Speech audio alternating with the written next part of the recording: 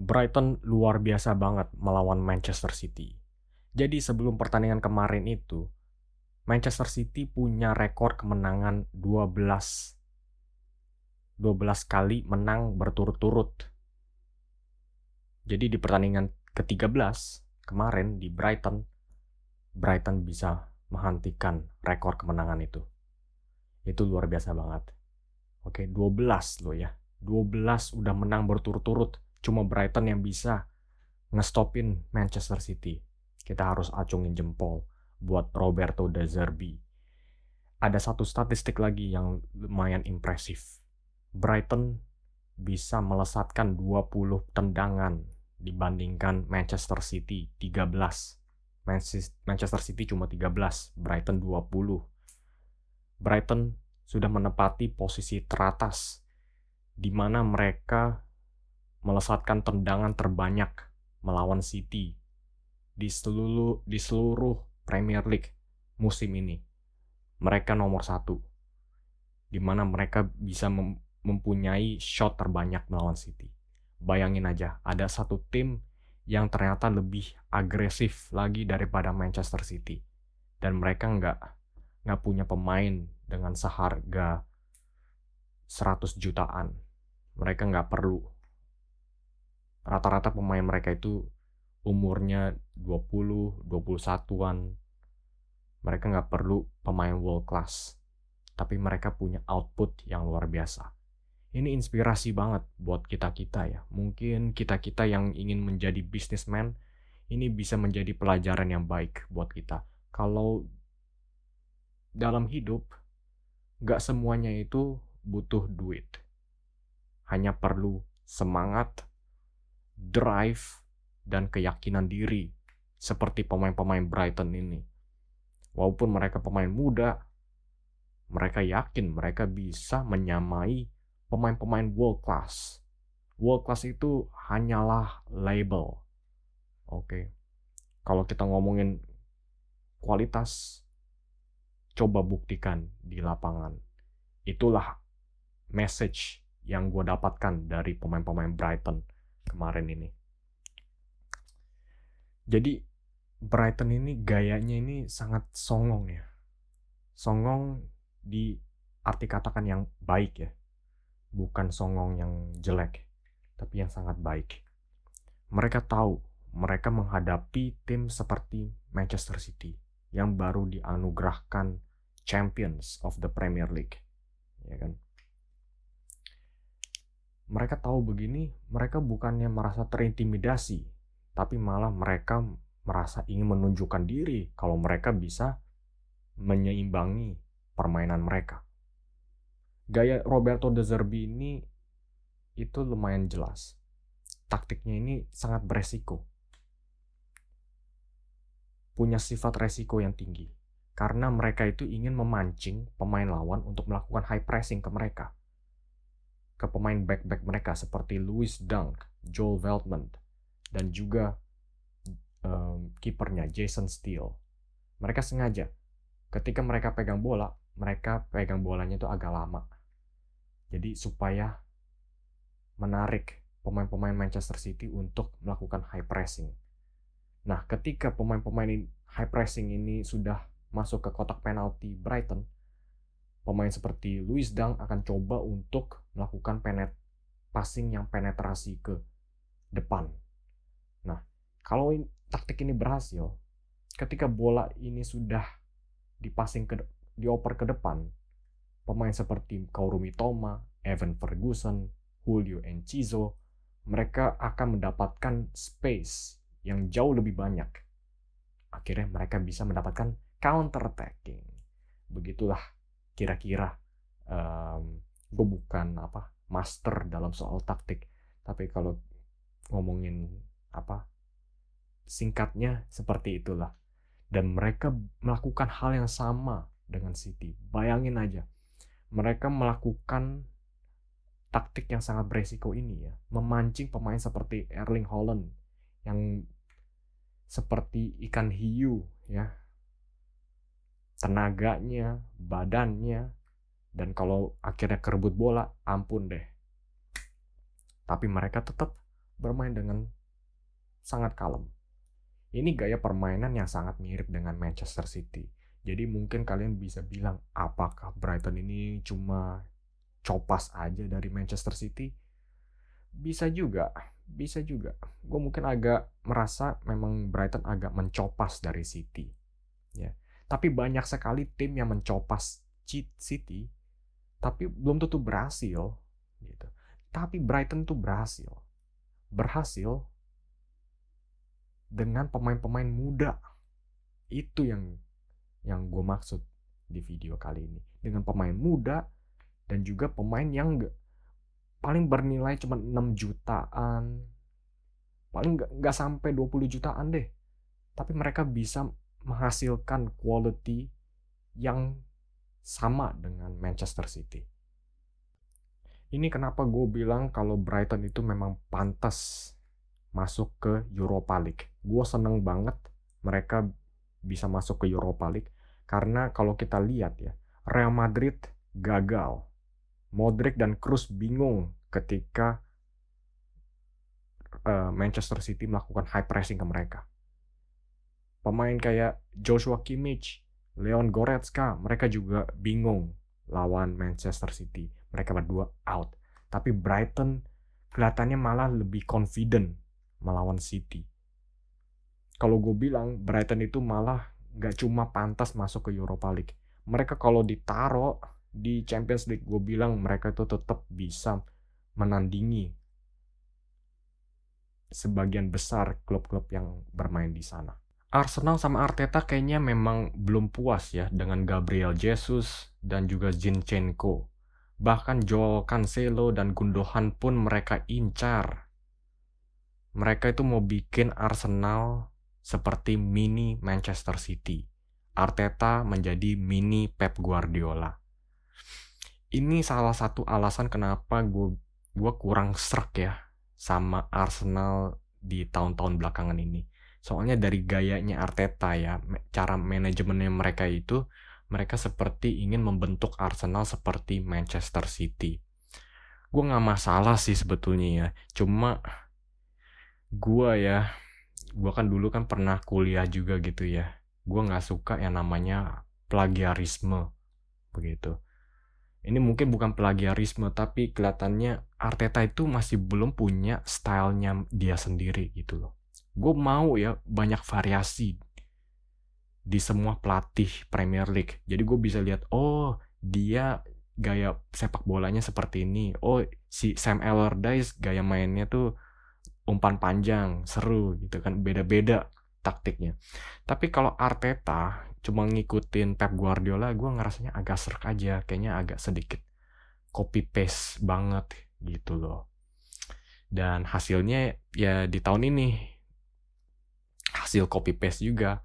Nomor satunya si original, yang di posisi kedua ya hasilnya copy paste gitu ya. Dan ditambah lagi Gundogan ini kelihatannya diisukan mau ke Arsenal juga nih. Arsenal bukan Gundogan yang mau ke Arsenal sih, Arsenal yang lebih mau ya Gundogan ke Arsenal. Tapi kalau gue lihat ya, kayaknya ini adalah transfer yang sangat sulit. Karena Pep Guardiola pasti sudah mulai respect sama Arteta, sama hasil kinerjanya dia di Arsenal. Itu cuma karena Pep jual 2 pemain benchnya mereka, Gabriel Jesus sama Alexander Zinchenko.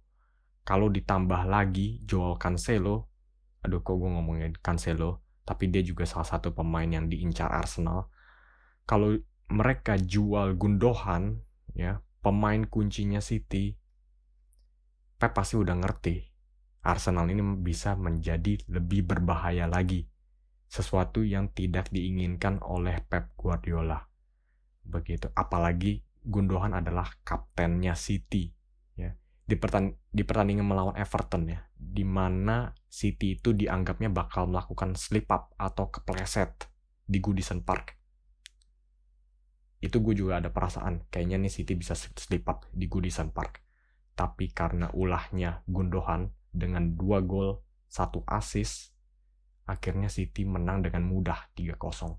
Itulah kontribusinya Gundogan di musim ini. Dia adalah pemain clutch. Kalau di istilah basketball, dia ini seperti Kobe Bryant. Jadi kalau gue bilang City kayaknya agak terlalu naif ya kalau mereka menjual pemain seperti Gundogan.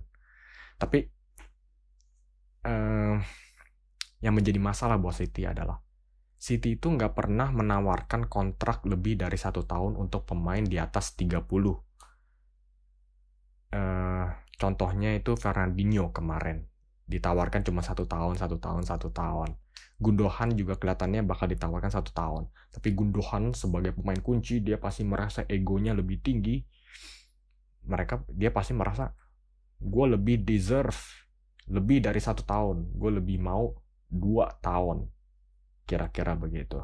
Nah, mungkin Manchester City bisa rela untuk mengganti polisinya mereka agar bisa menampung Gundogan untuk stay di City dalam waktu 2 tahun.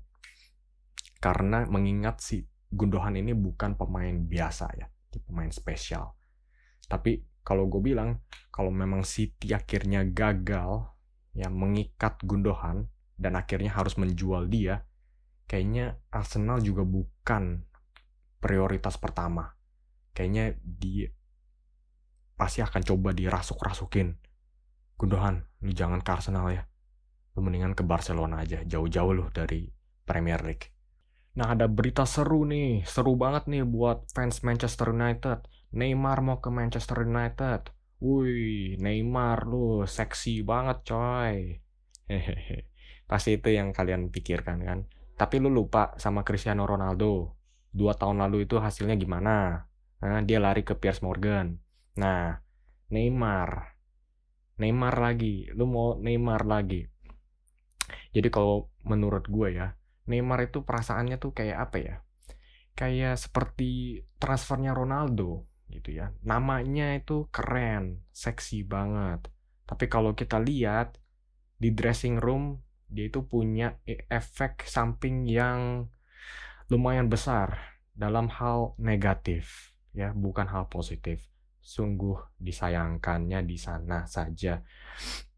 Kenapa gue bilang ini adalah nilai negatif? Karena kalau gue lihat ya, satu, kita singkirkan dulu satu-satu ya. Satu, Neymar itu suka cedera, gampang pertek, terus keluar, masuk ke rumah sakit 9 bulan. Akhirnya ngapain beli dia? Dan yang kedua, dia kayaknya agak cengeng-cengeng gitu loh. Cengeng-cengengnya itu kayak apa ya? Ronaldo itu cengengnya tuh lebih apa? Lebih disembunyikan ya sama Ronaldo. Tapi kalau Neymar itu ya dia lebih apa? Dia lebih nggak apa-apa gitu loh. Kalau apa sisi femininnya itu dikeluarkan gitu loh. Kalau dia nangis di lapangan ya udah nggak apa-apa.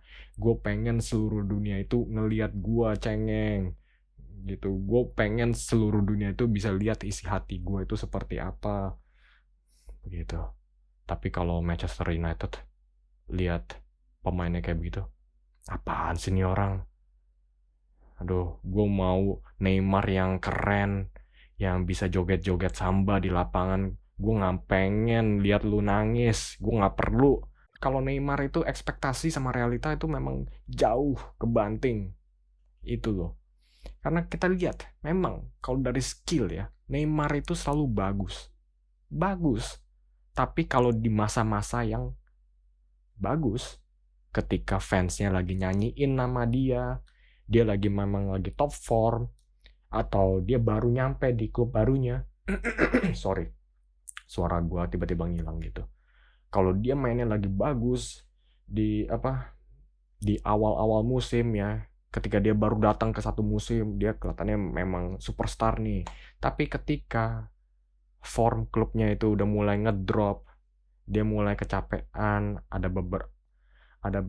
apa cedera sana sini, formnya udah mulai menurun. Nah, dia tiba-tiba ketok pintu. Gue pengen keluar.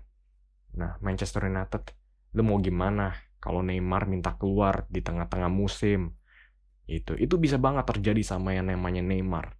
Itu mungkin agak susah ya, skenario yang susah. Tapi kalau sama Neymar, egonya itu terlalu besar. Dia merasa semua keinginannya itu harus dikabuli. Nah, ini susah banget deh di-handle.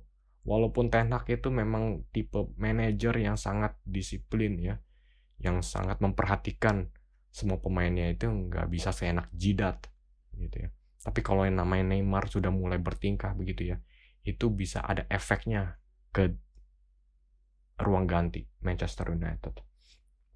Nah, kalau kita lihat dari sisi lapangan, Manchester United kan udah ada Rashford. Neymar itu juga main di posisi yang sama, di sayap kiri.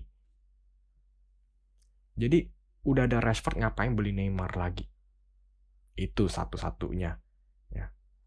Jadi kalau memang Manchester United beli Neymar, mereka tuh cuma beli namanya aja. Kalau mereka bilang itu beli kualitas, gue bilang Rashford masih lebih bagus daripada Neymar. Kecuali, ada satu pengecualian. Kenapa Ten Hag akhirnya bisa tetap mengkasih lampu hijau untuk Neymar. Yaitu kalau mereka bisa taruh Neymar di posisi false nine.